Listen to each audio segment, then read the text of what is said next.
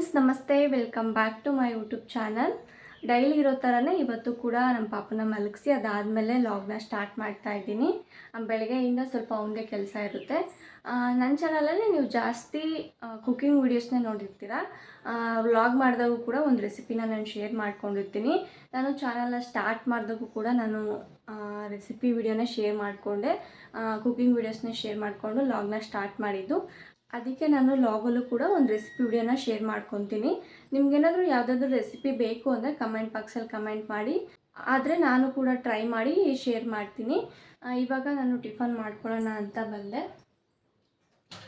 ಟಿಫನ್ನಿಗೆ ಅಮ್ಮ ಮಸಾಲೆ ಎಲ್ಲ ರುಬ್ಬಿ ಎಳ್ಳಿಕಾಯಿ ಚಿತ್ರಾನ್ನ ಮಾಡೈತೆ. ನಾವು ಎಳ್ಳಿಕಾಯಿ ಅಂತ ಅಂತೀವಿ. ಮಸಾಲೆ ರುಬ್ಬಿ ಎಳ್ಳಿಕಾಯಿ ಚಿತ್ರಾನ್ನ ಮಾಡೈತೆ. ನನಗೆ ಫೇವ್ರೆಟ್ ಎಳ್ಳಿಕಾಯಿ ಚಿತ್ರಾನ್ನ. ನಾರ್ಮಲ್ ಲೆಮನ್ ರೈಸ್ಗಿನ್ನ ಇದು ಇಷ್ಟ ಆಗುತ್ತೆ. ಹಾಗೆ ಮಧ್ಯಾಹ್ನದ ಊಟಕ್ಕೆ ನುಗ್ಗೆಕಾಯಿ ಸಾಂಬಾರು ಮಾಡೈತೆ. ಇವತ್ತು ಸೊಸೈಟಿಲಿ ಅಕ್ಕಿ ಕೊಡ್ತಾರಂತೆ, ಅದಕ್ಕೆ ಬೇಗ ಹೋಗಬೇಕು ಅಂತ ಇವಾಗೆಲ್ಲ ಮಾಡಿಟ್ಬಿಟ್ಟೈತೆ. ಆಲ್ರೆಡಿ ಎಲ್ಲ ಫುಲ್ಲು ಕ್ಲೀನ್ ಮಾಡಿ ಆಗೈತೆ. ನೆಲ ಎಲ್ಲ ಒರೆಸ್ಬಿಟ್ಟು ಕ್ಲೀನೆಲ್ಲ ಮಾಡಿಬಿಟ್ಟೈತೆ. ಇವಾಗ ನಾನು ಟಿಫನ್ ಮಾಡ್ಕೊತೀನಿ. ಅವನು ಎದ್ದೇಳ್ಬೋದು.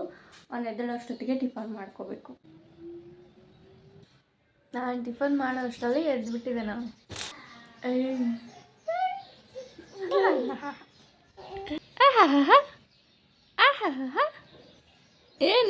ಏನು ಮಾಡ್ತಿದ್ಯಾ ನೀನು? ನಾ ಹೆಂಗಪ್ಪ ಬೌ ಅನ್ನೋದು? ಬೂಬೂ ಬೂಬೂ ಬೂ ಬೂ.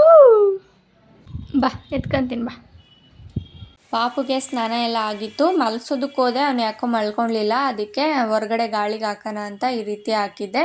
ಅಮ್ಮ ಬಟ್ಟೆ ತೊಳಿತೈತೆ. ಪಾಪು ಬಟ್ಟೆ ಎಲ್ಲ ಕೈಯಲ್ಲೇ ತೊಳೆಯೋದು. ಅಮ್ಮ ಅವನ್ನ ಚೇರ್ ಮೇಲೆ ಹಾಕ್ಸಿ ಕೆಲಸ ಮಾಡ್ಕೊತಾ ಇತ್ತು. ಈ ಚೇರ್ನ ನಾನು ಆನ್ಲೈನಲ್ಲಿ ಶಾಪ್ ಮಾಡಿದ್ದು. ಇದು ಬಾತಿಂಗ್ ಚೇರು. ಸ್ನಾನ ಮಾಡಬೇಕಾದ್ರೆ ಅಷ್ಟೇ ಅಲ್ಲ, ನಾರ್ಮಲಿ ಯಾವಾಗ ಬೇಕಾದ್ರೂ ಯೂಸ್ ಮಾಡ್ಕೋಬೋದು. 6 ಮಂತ್ಸ್ ಒಳಗಡೆ ಇರೋ ಪಾಪು ಇನ್ನೂ ಮಲ್ಕೊಂಡೇ ಇರುತ್ತೆ, ಜಾಸ್ತಿ ಕೂರೋದಿಲ್ಲ ಮತ್ತು ನಿಲ್ಲೋದಿಲ್ಲಲ್ಲ. ಅದಕ್ಕೆ ತುಂಬ ಯೂಸ್ ಆಗುತ್ತೆ. ನಮ್ಮ ಪಾಪುಗಂತೂ ತುಂಬ ಯೂಸ್ ಆಯಿತು. ಸೇಫ್ಟಿ ವೈಸ್ ನೋಡ್ಕೊಂಡ್ರೆ ಕೆಳಗಡೆ ಒಂದು ಸ್ಟ್ಯಾಂಡ್ ಕೊಟ್ಟಿರ್ತಾರೆ, ರಬ್ಬರ್ ಥರ. ಚೇರ್ನ ಕೆಳಗಡೆ ಇಟ್ಟು ಸ್ವಲ್ಪ ಪ್ರೆಸ್ ಮಾಡಿದ್ರೆ ಸಾಕು, ನೆಲಕ್ಕೆ ಅಂಟ್ಕೊಂಡಿರುತ್ತೆ. ಪಾಪುನ ಮಲಗಿಸಿದ್ರೆ ಹಿಂದಕ್ಕಾಗಲಿ ಅಕ್ಕಪಕ್ಕ ಆಗಲಿ ಏನೂ ಅಲ್ಲಾಡೋದಿಲ್ಲ. ಪಾಪು ಕರೆಕ್ಟಾಗಿ ಸೇಫ್ ಆಗಿರುತ್ತೆ. ಲಿಂಕ್ನ ನಾನು ಡಿಸ್ಕ್ರಿಪ್ಷನಲ್ಲಿ ಹಾಕಿರ್ತೀನಿ, ಬೇಕು ಅಂದರೆ ಚೆಕ್ ಮಾಡ್ಕೊಳ್ಳಿ. ಇವತ್ತು ಡೈಲಿ ಇರೋ ಥರನೇ ಸ್ನಾನ ಮಾಡೋದಕ್ಕಿಂತ ಮುಂಚೆ ಅಲೋವೆರಾನ ಹಚ್ಕೊಂಡು ಮಸಾಜ್ ಮಾಡಿ 15 ಮಿನಿಟ್ಸ್ ಬಿಟ್ಟು ಅದಾದಮೇಲೆ ಸ್ನಾನ ಮಾಡ್ತಿದ್ದೆ. ಅದೇ ಥರನೇ ಇವತ್ತು ಕೂಡ ಸ್ಕಿನ್ ಕೇರ್ ಮಾಡಿಕೊಂಡೆ. ಅದಾದಮೇಲೆ ಸ್ನಾನ ಮಾಡಾದಮೇಲೆ ಮಧ್ಯಾಹ್ನ ಊಟಕ್ಕೆ ಅಮ್ಮ ಮುದ್ದೆ ಮತ್ತು ನುಗ್ಗೆಕಾಯಿ ಸಾಂಬಾರು ಮಾಡಿತ್ತು. ನಿಮ್ಗೇನಾದರೂ ಸಾಂಬಾರು ರೆಸಿಪಿ ವಿಡಿಯೋ ಬೇಕು ಅಂದರೆ ಡಿಸ್ಕ್ರಿಪ್ಷನಲ್ಲಿ ಲಿಂಕ್ ಹಾಕಿರ್ತೀನಿ, ಚೆಕ್ ಮಾಡ್ಕೊಳ್ಳಿ. ನಾನು ಯಾವುದಾದ್ರೂ ಫುಡ್ಡನ್ನ ತೋರಿಸಿದ್ರೆ ಅದ್ರದ್ದೇನಾದರೂ ನನ್ನ ರೆಸಿಪಿನ ನನ್ನ ಚಾನಲಲ್ಲಿ ಅಪ್ಲೋಡ್ ಮಾಡಿದರೆ ಡಿಸ್ಕ್ರಿಪ್ಷನಲ್ಲಿ ಲಿಂಕ್ ಹಾಕಿರ್ತೀನಿ. ಫುಲ್ಲು ಮೋಡ ಆಗೈತೆ. ಆಲ್ರೆಡಿ ಸ್ವಲ್ಪ ಮಳೆ ಬಂತು, ಸೂರ್ಯ ಮುಳುಗ್ತಾ ಐತೆ. ವೆದರ್ ಮಾತ್ರ ಸಖತ್ತಾಗಿದೆ. ಇವತ್ತು ಪಾಲಕ್ ಬೋಂಡ ಮಾಡೋಣ ಅಂತ ಪಾಲಕ್ ಸೊಪ್ಪನ್ನ ಕಿತ್ಕೊತಾ ಇದ್ದೆ. ನೋಡಿ, ಇಲ್ಲೆಲ್ಲ ಫುಲ್ಲು ಪಾಲಕ್ ಸೊಪ್ಪು ಐತೆ. ಇಲ್ಲೂ ಪಾಲಕ್ಕು ಜಾಸ್ತಿ ಅಗಲ ಇಲ್ಲ, ಎಲೆ ಸಣ್ಣ ಸಣ್ಣದೇ ಇದ್ದಾವೆ. ಅದರಲ್ಲೇ ಸ್ವಲ್ಪ ಅಗಲ ಇರೋ ಎಲೆ ನೋಡಿ ಕಿತ್ಕೊತಾ ಇದ್ದೀನಿ.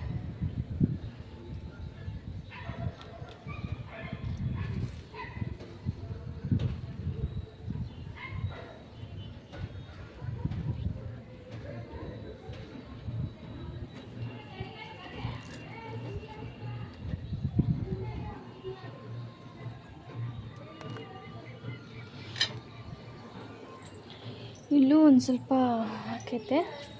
ಇವು ಸ್ವಲ್ಪ ಅಗಲ ಇದ್ದಾವೆ, ಅಂದರೆ ಸೊಪ್ಪು ಯಾಕೋ ಒಂಥರ ಆಗೈತೆ.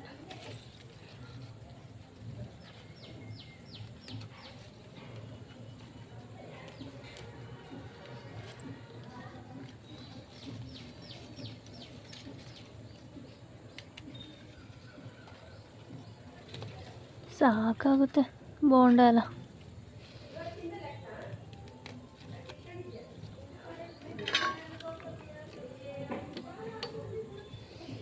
ನೋಡಿ, ಹೂವೆಲ್ಲ ಎಷ್ಟು ಚೆನ್ನಾಗಿ ಬಂದಿದೆ.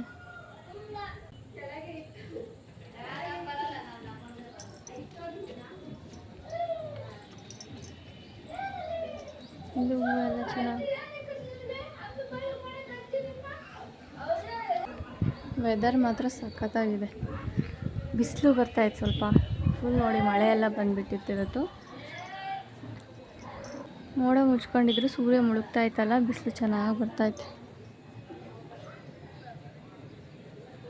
ಇಷ್ಟು ಕಿತ್ಕೊಂಡಿದ್ದೀನಿ, ಸಾಕಾಗುತ್ತೆ 3 ಜನಕ್ಕೆ.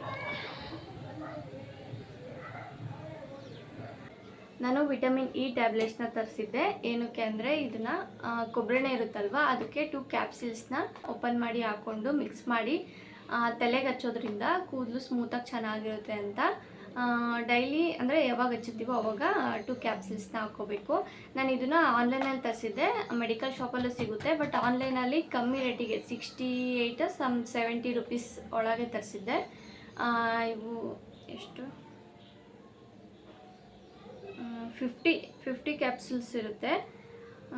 ನೀವು ಹಾಗೆ ಇಂಟೇಕು ಕೂಡ ಮಾಡ್ಬೋದು, ಇಲ್ಲಾಂದರೆ ಈ ರೀತಿ ಕೊಬ್ಬರಿ ಎಣ್ಣೆಗೆ ಹಚ್ಕೊಂಡು 2 ಕ್ಯಾಪ್ಸೂಲ್ಸ್ನ ಓಪನ್ ಮಾಡಿ ಹಾಕಿ ತಲೆಗೆ ಹಚ್ಕೋಬೋದು. ಇಲ್ಲಾಂದರೆ ಹಾಗೆ ಕೂಡ ನುಂಗ್ಬೋದು, ದಿನ ಎರಡೆರಡು ನುಂಗ್ಬೋದು, ಇಲ್ಲಾಂದರೆ ಈ ರೀತಿ ಮಾಡ್ಬೋದು. ನಾನು ಆನ್ಲೈನಾಗಿ ತರಿಸಿದ್ರಿಂದ ಶೇರ್ ಮಾಡ್ಕೊತಾ ಇದ್ದೀನಿ. ಇದನ್ನು ಹಚ್ಚೋದ್ರಿಂದ ಕೂದಲು ಚೆನ್ನಾಗಿರುತ್ತೆ ಅಂತ ನನಗೆ ಸಜೆಸ್ಟ್ ಮಾಡಿದ್ರು, ಅದಕ್ಕೆ ನಾನು ಟ್ರೈ ಮಾಡೋಣ ಅಂತ ತರಿಸಿದ್ದೀನಿ. ಈ ರೀತಿ ಒಂಥರ ಟ್ಯೂಬ್ ಥರ ಇರುತ್ತೆ.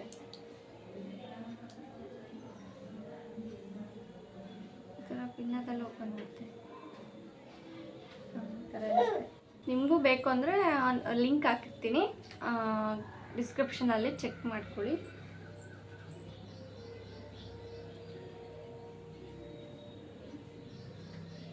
ನಾನು ಕೂಡ ಫಸ್ಟ್ ಟೈಮೇ ಟ್ರೈ ಮಾಡ್ತಾ ಇರೋದು. ಫಸ್ಟ್ ಟೈಮ್ ಹಚ್ಕೊಂಡು ಅದಾದಮೇಲೆ ಸ್ನಾನ ಮಾಡಾದಮೇಲೆ ಸ್ವಲ್ಪ ಹೇರು ಸ್ಮೂತ್ ಅಂತ ಅನ್ನಿಸ್ತು. ಜೊತೆಗೆ ಇದು ಗ್ರೋತ್ ಆಗೋದಕ್ಕೆ ಹೆಲ್ಪ್ ಆಗುತ್ತೆ ಅಂತ ನಾನು ಹಚ್ಕೊತಾ ಇರೋದು. ಟ್ಯಾಬ್ಲೆಟ್ನ ಇಂಟೇಕ್ ಮಾಡೋದ್ರಿಂದ ಹೇರು ಗ್ರೋತ್ ಆಗುತ್ತೆ ಮತ್ತು ಸ್ಕಿನ್ನು ಫುಲ್ ಗ್ಲೋ ಆಗಿ ಚೆನ್ನಾಗಿರುತ್ತೆ. ಹಾಗೆ ನೈಲ್ಸ್ ಕೂಡ ಸ್ಟ್ರೆಂತ್ ಆಗಿರುತ್ತೆ.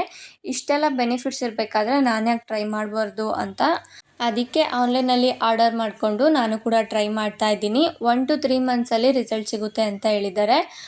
ನಾನು ಇಂಟೇಕ್ ಮಾಡ್ತಾ ಇಲ್ಲ, ಅಂದರೆ ನುಂಗ್ತಾ ಇಲ್ಲ, ಬರೀ ತಲೆಗೆ ಮಾತ್ರ ಹಚ್ಕೊತಾ ಇದ್ದೀನಿ. ರಿಸಲ್ಟ್ ಏನಾದರೂ ಚೆನ್ನಾಗಿ ಬಂದರೆ ನಾನು ನೆಕ್ಸ್ಟ್ ವಿಡಿಯೋದಲ್ಲಿ ಶೇರ್ ಮಾಡ್ಕೊತೀನಿ.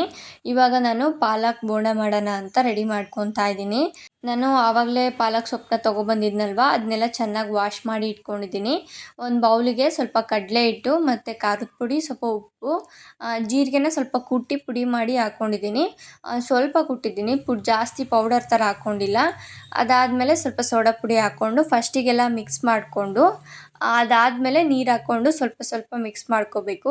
ಗಂಟಿಲ್ದಂಗೆ ಕಲಿಸ್ಕೊಂಡು ಇಟ್ಕೊತಾ ಇದ್ದೀನಿ. ಪಾಲಕ್ನ ಸ್ವಲ್ಪ ಅಗಲ ಇರೋ ಎಲೆನ ತೊಗೊಂಡಿದ್ದೀನಿ. ಎಣ್ಣೆ ಕಾಯ್ದಕ್ಕಿಟ್ಟಿದ್ದೆ, ಎಣ್ಣೆ ಕಾದಿದೆಯಲ್ಲ ಅಂತ ಚೆಕ್ ಮಾಡಿಕೊಂಡು ಈ ರೀತಿ ಪಾಲಕ್ನ ಹಿಟ್ಟಲ್ಲಿ ಡಿಪ್ ಮಾಡ್ತಾ ಇದ್ದೀನಿ. ಹಿಟ್ಟನ್ನ ಸ್ವಲ್ಪ ತೆಳ್ಳಗೇ ಕಲಿಸ್ಕೋಬೇಕು, ಆವಾಗಲೇ ಪಾಲಕ್ಕು ಒಳಗಡೆ ಕ್ರಿಸ್ಪಿಯಾಗಿ ಮತ್ತು ಬೋಂಡನೂ ಕ್ರಿಸ್ಪಿಯಾಗಿ ಚೆನ್ನಾಗಿರುತ್ತೆ. ಏನಾದರೂ ಸ್ವಲ್ಪ ಗಟ್ಟಿ ಕಲಿಸ್ಕೊಬಿಟ್ರೆ ಪಾಲಕ್ಕು ಸ್ವಲ್ಪ ಮೆತ್ತಗಿರುತ್ತೆ, ಆವಾಗ ಅಷ್ಟು ತಿನ್ನಬೇಕು ಅಂತ ಅನ್ಸೋದಿಲ್ಲ. ಅದಕ್ಕೆ ಸ್ವಲ್ಪ ಹಿಟ್ಟನ್ನ ತೆಳ್ಳಗೆ ಕಲಿಸ್ಕೊಂಡು ಒಂದೊಂದೇ ಎಣ್ಣೆಲೇ ಬಿಟ್ಕೊಂಡು ಫ್ರೈ ಮಾಡ್ಕೋಬೇಕು. ಇದನ್ನು ಬಿಸಿ ಬಿಸಿ ಇದ್ದಾಗಲೇ ತಿಂದ್ರೇ ಟೇಸ್ಟ್ ಚೆನ್ನಾಗಿರುತ್ತೆ. ಆರಿದ ಮೇಲೆ ತಿಂದರೆ ಅಷ್ಟು ಟೇಸ್ಟ್ ಅನಿಸೋದಿಲ್ಲ. ನನಗಂತೂ ಬಿಸಿ ಬಿಸಿ ಇದ್ದಾಗಲೇ ತುಂಬ ಇಷ್ಟ ಆಯಿತು. ಈ ರೀತಿ ಡಿಫ್ರೆಂಟಾಗಿ ಟ್ರೈ ಮಾಡೋದ್ರಿಂದ ಡಿಫ್ರೆಂಟ್ ಟೇಸ್ಟ್ನು ಕೂಡ ತಿಂದಂಗೆ ಆಗುತ್ತೆ. ಹಾಗೆ ಪಾಲಕ್ಕು ಕೂಡ ಹೆಲ್ತಿಗೊಳ್ಳೋದ್ರಿಂದ ನಾನು ಇದನ್ನು ಟ್ರೈ ಮಾಡಿದೆ. ಇವತ್ತಿನ ವಿಡಿಯೋ ಇಷ್ಟ ಆಗಿರುತ್ತೆ. ನಿಮ್ಗೇನಾದರೂ ಈ ವಿಡಿಯೋ ಇಷ್ಟ ಆಗಿದರೆ ಲೈಕ್ ಮಾಡಿ, ಹಾಗೆ ನನ್ನ ಚಾನಲ್ನ ಸಬ್ಸ್ಕ್ರೈಬ್ ಮಾಡ್ಕೊಳ್ಳಿ.